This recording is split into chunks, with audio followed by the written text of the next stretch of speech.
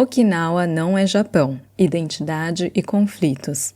Ancestralidade, família e transformações pessoais. O estereótipo do japonês certinho. A comunicação pelo silêncio e o carinho não verbalizado. Olha, gente, foram tantas possibilidades de títulos que me vieram à cabeça para esse episódio, para vocês verem o quanto que rendeu o papo com meu convidado, que é o fotógrafo Ricardo Tokugawa.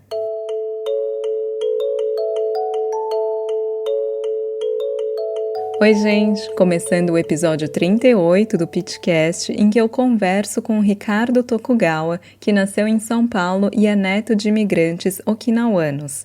Atualmente, ele mora em Paris, onde ele desenvolve pesquisas artísticas e trabalha junto da agência Magnum num programa de preservação e conservação de arquivos fotográficos. Eu propus esse papo para o Ricardo porque no ano passado ele lançou um fotolivro chamado Utaki, em que ele revela parte de um processo de investigação pessoal de questões familiares e questões identitárias.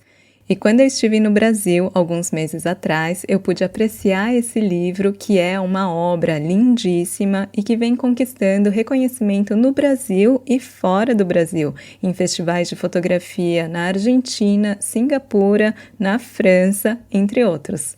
Continua aqui com a gente que o Ricardo vai contar um pouco da história dele, compartilhando o que o motivou a mergulhar nesse processo de autodescoberta.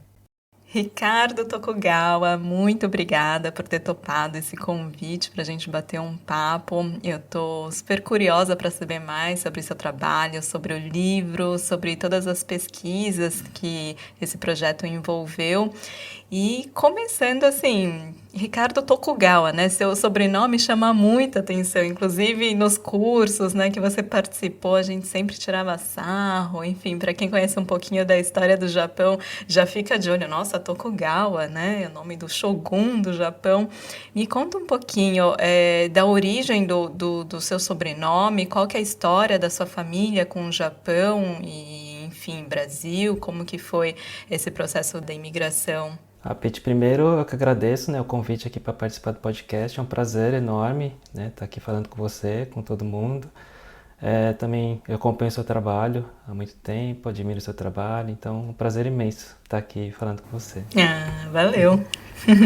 Bom, falar essa questão do meu sobrenome, né, Tokugawa, é muito curioso para mim, porque eu nasci em São Paulo e meus avós, parte de mãe, nasceram em Okinawa, e bisavós, parte de pai, nasceram em Okinawa. Então, parte de pai, isso já é a quarta geração.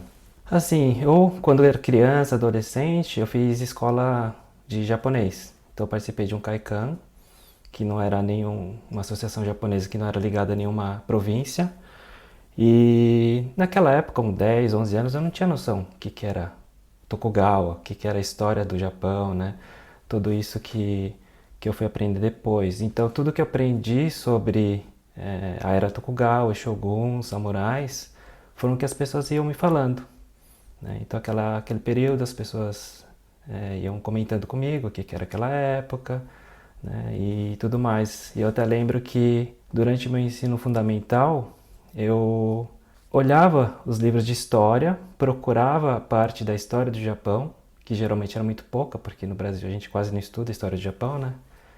E eu procurava o meu sobrenome lá. Ou procurava o Tokugawa para poder falar para meus amigos, olha só, meu sobrenome está aqui no livro de história. Então eu tinha um certo orgulho, né, naquele período de infância, de ter esse sobrenome, porque o que as pessoas passavam para mim da história do Japão era uma história muito romantizada. Então, toda essa questão do samurai, tudo isso, né? E depois, quando eu fui crescendo, fui começando a estudar mais a história do Japão, e tudo que envolvia, né, esse período da era Tokugawa, a gente começa a ver, né, o que foi realmente, né, esse período, também quanto de repressão teve, de atrocidades, uma ditadura militar. Então, toda essa romantização que as pessoas passavam para mim também não eram tão românticas, né? Quando a gente estuda de uma maneira mais profunda tudo isso. E depois também que eu comecei a entender um pouco melhor as diferenças entre Okinawa e Japão. Porque para mim tudo isso era muito misturado, né? Meus avós, por parte de mãe, falavam Okinawa Go. E Para mim, assim, era muito natural ouvir isso. Por mais que eu não entendesse o que eles estavam falando, minhas tias, minha mãe, elas entendiam, tal, respondiam em português, mas elas entendiam o que minha avó falava. Só que para mim era tudo muito misturado, né? Tudo muito no cotidiano, então eu não tinha essa noção de diferenças entre o que era Japão, o que era Okinawa. Depois eu fui entendendo um pouco mais e eu comecei a me questionar, né? Mas por que que minha família que veio de Okinawa tem o sobrenome Tokugawa, né? Da onde vem isso? Né? Eu não sei ainda, né? Não, da onde vem essa origem. Então é uma pergunta que ainda está no ar para mim. Muita coisa que eu aprendi também sobre a história de Okinawa foi junto com o Vitor Keb, né? Que deu as aulas aí na Momonoke, continua dando as aulas na Momonoke. Então, para mim foi muito importante ter feito esses cursos para entender melhor sobre essa história de Okinawa, o que, que ela representa na história do Japão. Meus avós, eles vieram logo no começo do século XX para o Brasil. Né? Eles migraram logo ali antes da Segunda Guerra. E eles nunca me passaram muito sobre a história de Okinawa, sobre o que isso representava na vida deles. Eles me contavam muito o caminho que o navio fez vindo de Okinawa até o Brasil. Toda essa dominação que o Japão teve em cima de Okinawa, tudo isso eu não tinha contato na minha infância e adolescência. Talvez muitos de vocês devam estar se perguntando: se Okinawa é hoje uma província japonesa, por que então essa região é distinta do Japão? E para situar vocês nessa questão, eu chamei ele próprio, o antropólogo Vitor Hugo Keb, que é um grande pesquisador sobre o assunto, que, assim como foi com o Ricardo, foi quem me ensinou a importância de frisar essas diferenças. Oi, pessoal, tudo bem? Aqui é o Vitor falando. Primeiramente, eu queria agradecer, Pete, pelo convite. Eu espero poder ajudar vocês a entender um pouco melhor essa diferença entre Japão e Okinawa. Bom, vamos lá. Atualmente, os okinawanos e okinawanas podem ser considerados como fazendo parte de uma minoria étnica no Japão apenas porque, desde 1879, Okinawa foi anexada no território japonês. Então, justamente por fazer parte do território japonês, que a gente pode considerar os okinawanos como uma minoria étnica. Só que nem sempre foi assim. A gente precisa lembrar que antes dessa anexação de 1879, Okinawa já foi um reino, o reino de Ryukyu, que foi fundado no século XV. Então, Ryukyu tem uma história diferente da história do Japão. O Ryukyu tinha uma relação de proximidade muito maior e mais intensa com a China.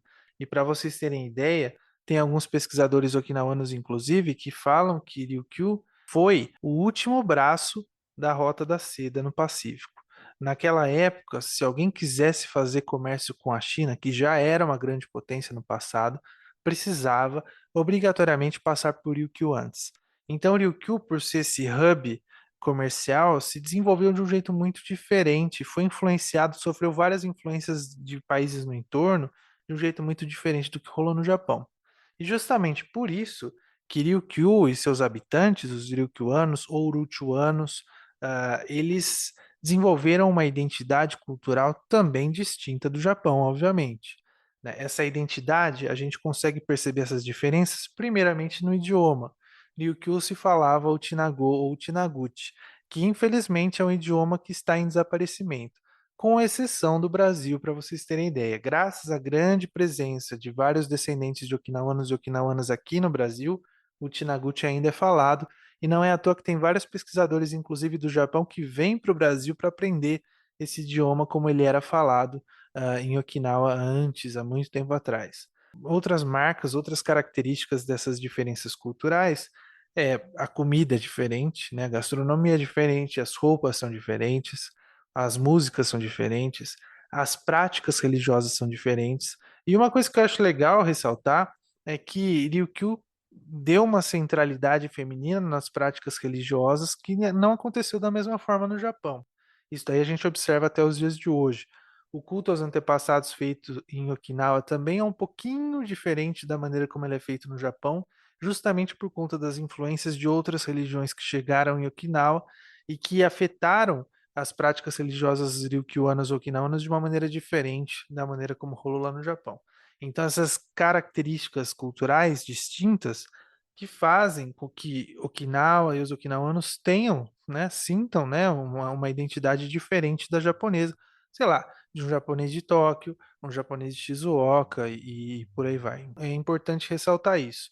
E graças às grandes migrações que aconteceram no começo do século XX, teve vários okinawanos e okinawanas que deixaram Okinawa e vieram para as Américas e alguns foram para o Havaí. E a gente tem comunidades ativas fora de Okinawa, também mostrando em eventos, festividades, alguns shows, algumas festas, alguns congressos, também demonstrando, ressaltando essa identidade okinawana, no sentido dela ser diferente da japonesa, né?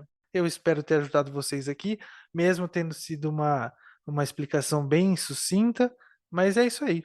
Um abraço para vocês, gente. Essas manifestações culturais, como afirmações identitárias, acabam ganhando um peso maior quando entendemos que essa anexação do reino de Ryukyu ao Japão não aconteceu de modo pacífico e democrático. A violência, além de física, se refletiu também no silenciamento da cultura okinawana.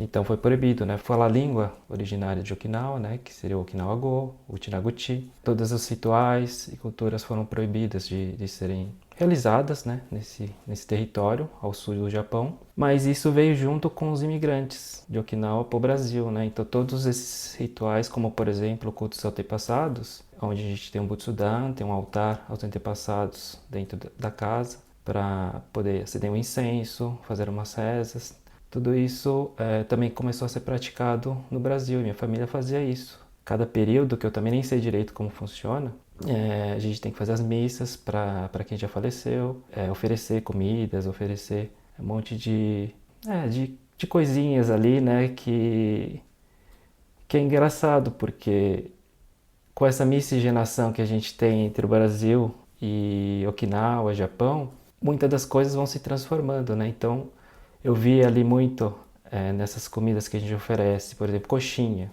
que é uma coisa que a gente não tem aqui não, uma coxinha, né? Mas sempre estava se oferecendo ali no altar. E, então essas coisas eu achava muito engraçado. Por exemplo, lá em casa, depois que meu avô faleceu, a gente montou um butsudan.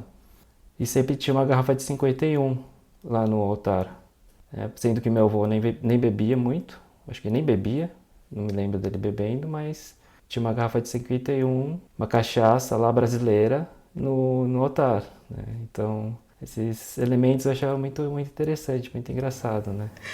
Muito bom. Então, você cresceu com vários elementos da cultura okinawana na sua família preservou muitas dessas tradições. Como que era para você? Porque quem acho que via de fora meio que classificava você e sua família como japoneses, né? Descendente de japoneses. Então, você foi crescendo dessa forma, assimilando que você era um descendente de japoneses? Sim, mas eu acho que não de uma maneira muito consciente, né? Primeiro, eu não tinha noção como eu já falei, que era a diferença entre Okinawa e Japão, porque para mim era tudo muito misturado. Não sei nem se meus pais tinham também essa noção na infância e na adolescência deles. E eu cresci com muitos elementos ali dessas culturas, né? E dentro de casa. E meus tios, por exemplo, eles foram muito cedo para o Japão, né? Naquela onda dos Dekasegs, 92, 93, eles foram para o Japão trabalhar. E eles costumavam me mandar muitas coisas do Japão pelo correio. Naquela época que era muito difícil a gente encontrar essas coisas japonesas aqui no Brasil. Então eu lembro às vezes chegava uma caixinha escrito em japonês, eu ficava feliz, porque eu sabia que poderia ter balinhas, aqueles doces japoneses que eram muito difíceis de encontrar. Aquelas balas de melão, né, que era muito característico nessa época. E eles costumavam também gravar programas de TV do Japão para mandar para o Brasil. Então, costumava ver desenhos animados, tipo Doraemon. Quando era criança não entendia nada, porque estava tudo em japonês, lógico, né? Mas gostava de ficar assistindo. Eles gravavam muito esses programas de auditório japoneses e tal. Então, todos esses elementos também estavam presentes ali na minha casa, no meu dia a dia. Por exemplo, fiz aula de karaokê quando era criança.